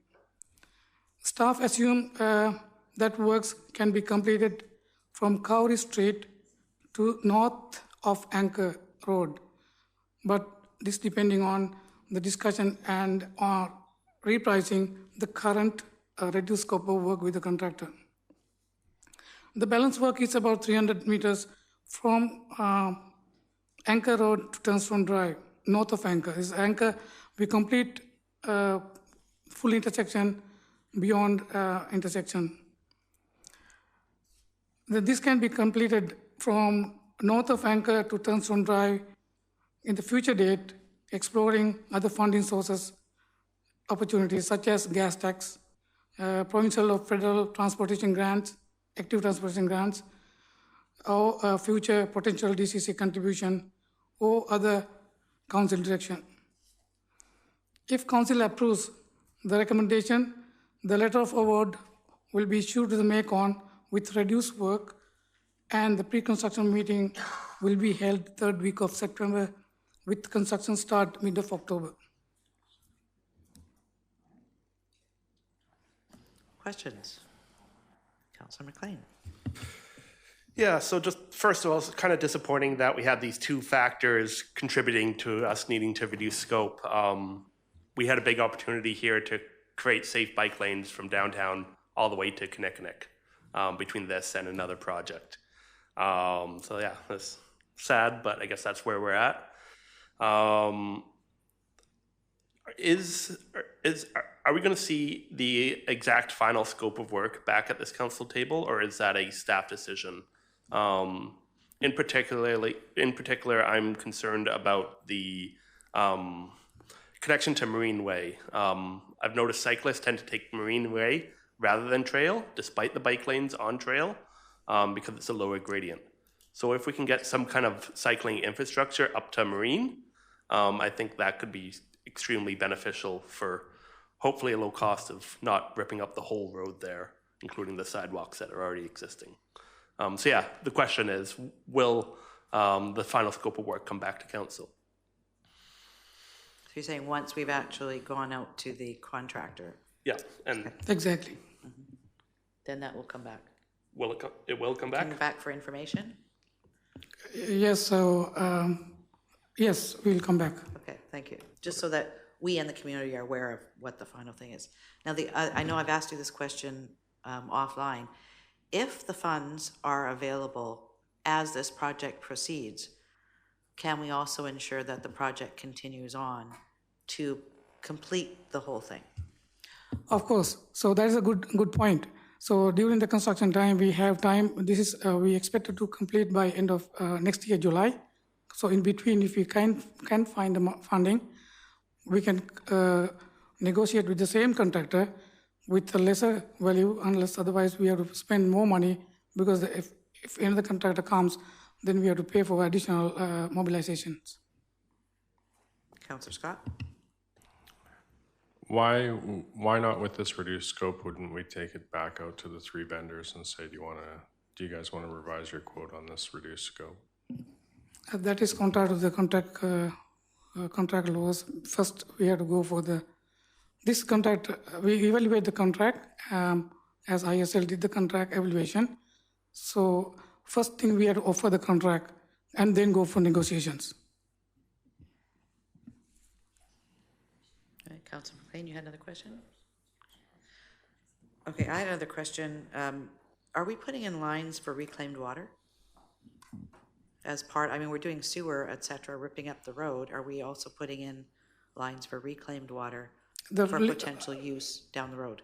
Yes, we're providing a road crossing, 2 locations. One is Hackett Park. That's going to the Hackett Park in the future, recycle water. Other one is on Neptune. That's the previous idea, to bring the sewer to Neptune up and make a reservoir. So we're providing crossing the Trail Avenue. Perfect, thank you. Councillor Toth. You might not even be able to answer this, so I'm sorry for throwing that out. A number of items in tonight's agenda package exceed consultant cost estimates.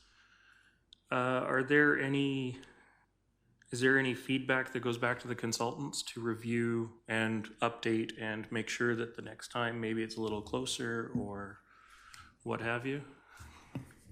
Yeah, we certainly go back and forth with all of our consultants on how these things work out. It's a very volatile market as far as being competitive and then not competitive. So we're in a mode right now where it's not competitive. So nobody's trying very hard and we're not getting that many bids. So yeah, they're aware, they're reviewing it themselves, yeah. Okay, thank you. Any other questions about this report? So there are some recommendations on page 186. What would council like to do? Councillor McLean? I'd like to move recommendation 2 and 3. 2 being that we award the contract to Macon Construction Management in the amount of $4,893,498. And recommendation 3, that the project be phased so that alternate funding sources can be explored to complete the entire project. Thank you. Is there a seconder? Thank you. Any other questions or comments? All those in favor? Thank you very much. Thank you. Next, we have councillor reports. And who would like to go first? Anybody? Councillor Scott.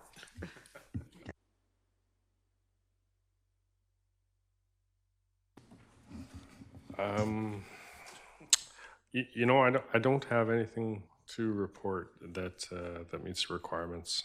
I've attended a number of meetings, but nothing that meets the requirements for the report. Thank you. Councillor Toth. I suppose the thing of largest note was attended a meeting with Sheila Malcolmson and Nick Simons up at the SCRD around marine debris, the effect that it has on the Sunshine Coast, and things that the provincial government can start to look into to try and help deal with some of these problems, both at the source and at the disposal side of things. Like Councillor Scott, I attended a number of other meetings, nothing particular to report. I got way too much done around the yard at home this month. I don't like it. Let's not do it again. Councillor McLean. So I just want to provide an update on the Housing Committee. Council has appointed several members from the community to that committee, and we reached out to two areas that we thought we had gaps. One is affordable housing expertise. So we reached out to the Affordable Housing Society, and they appointed Kayla Feenstra to the committee. So looking forward to that. We also reached out to Community Services to appoint somebody as well, and they appointed Catherine Leach and Carrie Rumba. So those are two people who are going to alternate through the committee, and they're both senior leaders of Community Services.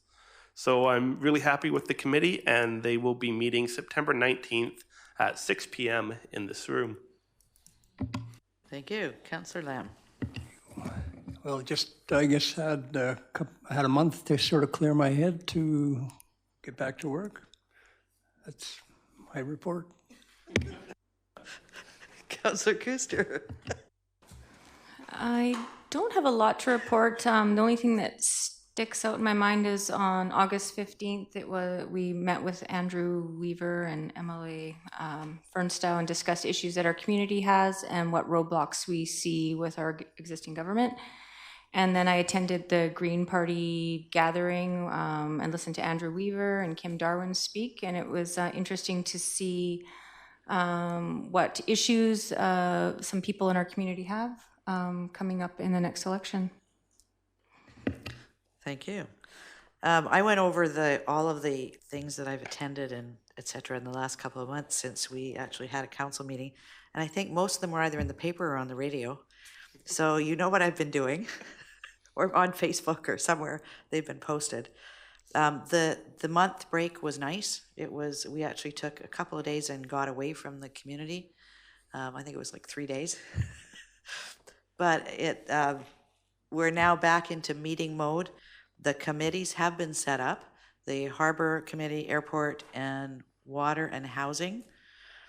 The meetings are public. They'll all be held in this room. They will be on our website. So if you want to attend, you're welcome to attend. First meetings will be happening this week and within the next couple of weeks. From there, they will, as a committee, determine their schedule going forward. So public's welcome, as I said, to attend those. Watch for those. Because we took the time off, I know that council's not necessarily aware yet, but we're pretty much booked up through the end of October.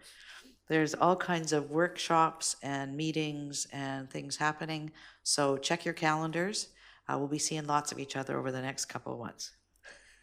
And welcome back. Item 11.2 SCRD board, we haven't met as a board.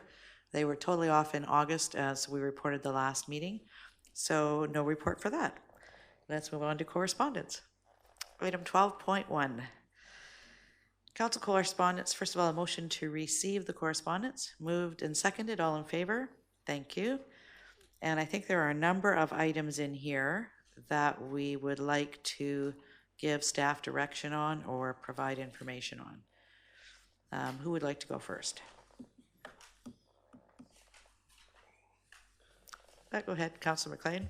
Let's start at the top. Number 2, the letter from the SDBA regarding derelict businesses. So we are on page 200.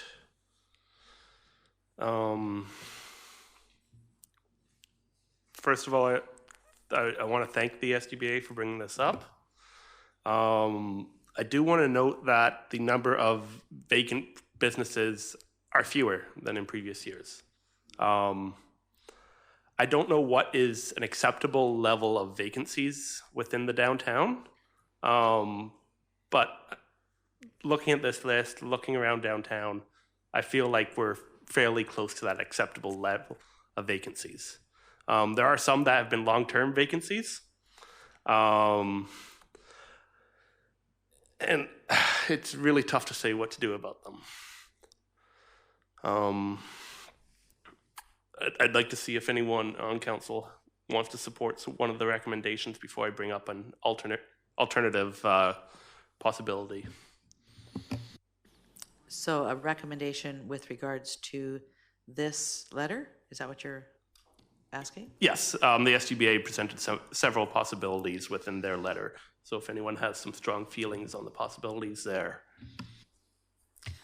Well, I think there are, I mean, I'd like to look at this. I know this is modeled on something that I believe came from Chilliwack in their downtown. We're not the same size. We don't have the same business area, etc. I don't know what the impact of these would have on our area. We have something like 4 or 5 people who own the whole downtown, right? Something like that in Sechelt. So, what would the impact be? Did you want to make a comment on this? Yeah, I can speak to the Chilliwack bylaw. The emphasis with the Chilliwack bylaw is on derelict, not on vacant. And that's a big difference between us and Chilliwack. We're talking about places with broken down doors, broken in windows, and it's requiring the landlord to go in and board it up. That's the emphasis of that bylaw. It's not you must rent your building out or something like that. So do they deal with, I mean, I know we have some downtown where there are rental suites, for example, or potential rental suites that are available or could be available if they were fixed up. Would it deal with something like that? Or No, I can we don't go believe there? so. That's No? your free will to decide what you want to do with your property. So as long as you're not causing a nuisance, can't mandate it. Okay. Councillor McLean, did you want to take it any further? Yeah, I'm not ready to support any of the recommendations that the SDBA has proposed here. I think they're either too restrictive on property owners in the downtown, but there is something that we could still do. I think this was discussed a little bit during the election, the revitalization tax exemptions. So this is a tool within the community charter that would enable do you want to speak to it, Alton? It's okay. This is Councillor Toth's kind of thing that he's mentioned a couple times. And I think it's about time that we start considering it in Sechelt. So the short version is it would, in a defined area, if somebody redevelops a property and increases the property value of that property, we could set a number of years where they don't have to pay taxes on that improved property value. Councillor Toth. No, you pretty much summed it up. Can I make a suggestion that we kick this over to the APC and let them have a discussion around it and see what they And what would they you say? also bring forward your other recommendation? About the RTE? Yes. Sure. Okay. And I'm happy to attend that meeting too, because it, like I said, it was something I talked about. Okay, so let's make a motion to refer this to the APC. Second, okay? Along with your information on the, what do you call it? Revitalization tax exemption. Yes. RTE. Okay. And is there a second? Oh, I second. I made it, you seconded it. All in favor? We haven't done these meetings for a long time. This takes a lot of energy to get through. Getting to the end. Okay, so that was that item. Next item in correspondence to deal with. I have number 8 and 9, but are there others? Let's do number 8, which is the email from the Sunshine Coast Community Forest regarding urban interface wildfire modeling. On page, here we go, page 217. Sorry, I've got it highlighted. Yes, so the community forest is looking at taking a leadership role in applying for grants as follow-up to the sessions they did in the community. They will be requesting letters of support from the SCRD, Town of Gibsons, and the Sechelt Nation, so that in support of the application. So would you like to make a recommendation on this one?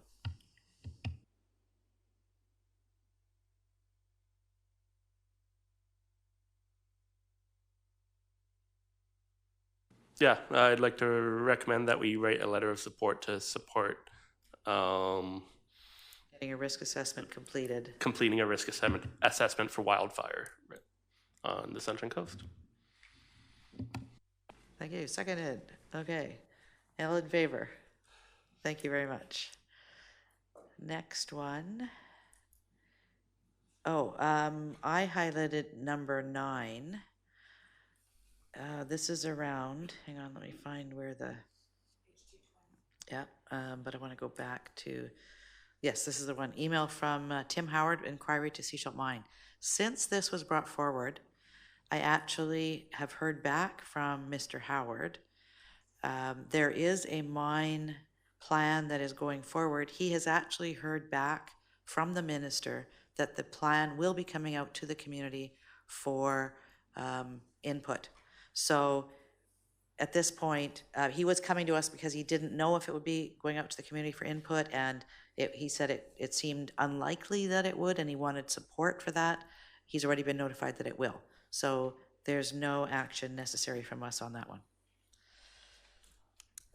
So any other correspondence items to be dealt with? Councillor McLean? Number 6, email regarding the Davis Bay Pier, and we are going to page 210.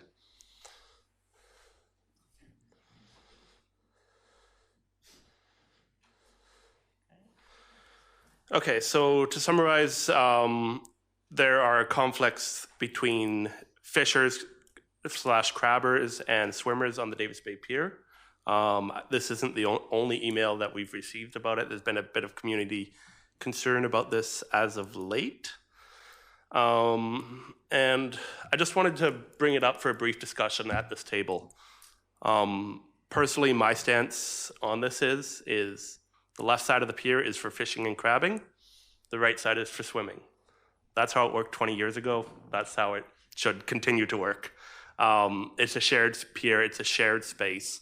And it's up to the public to share it in a fair manner and not harass the other people who are using that public space in the way that are permitted by law.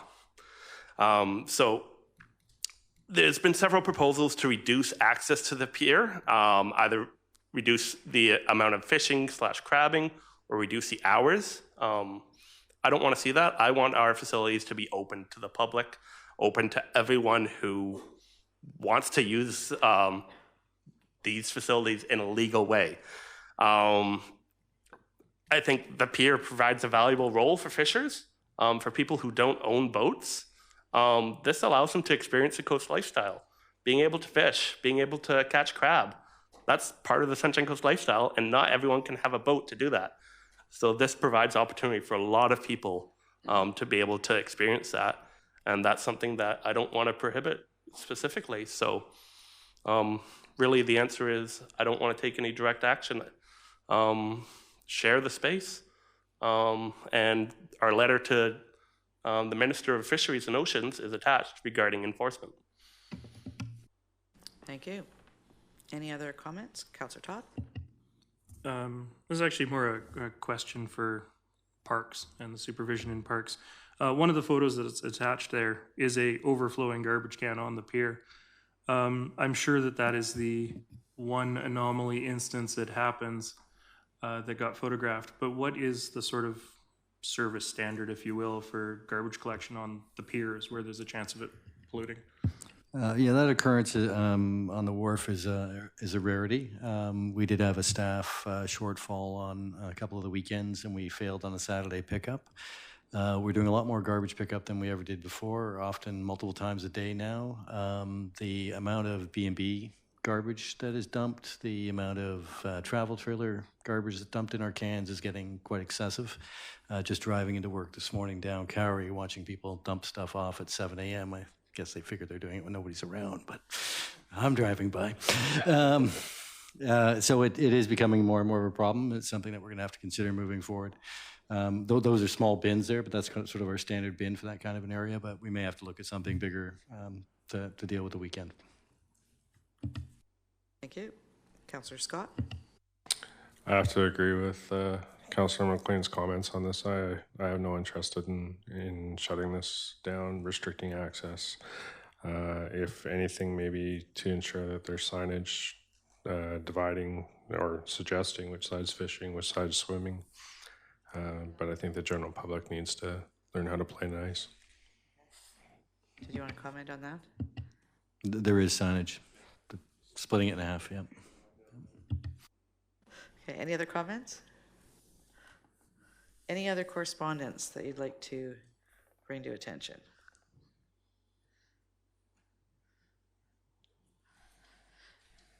So let's move on to the statistics from the RCMP. Motion to receive the report for May and June. Moved and seconded. All in favor? Any comments?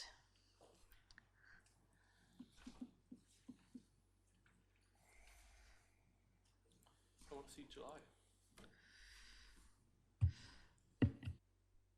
We can ask for July. Okay, so yes, Councillor Toth? It's actually not a comment on the RCMP statistics, but we do get these statistics from the RCMP. I know that we fund them. We can ask them to do that. Is there any ability for us to ask the Sechelt Fire Department for similar statistics on their callouts? I've actually talked to the fire chief.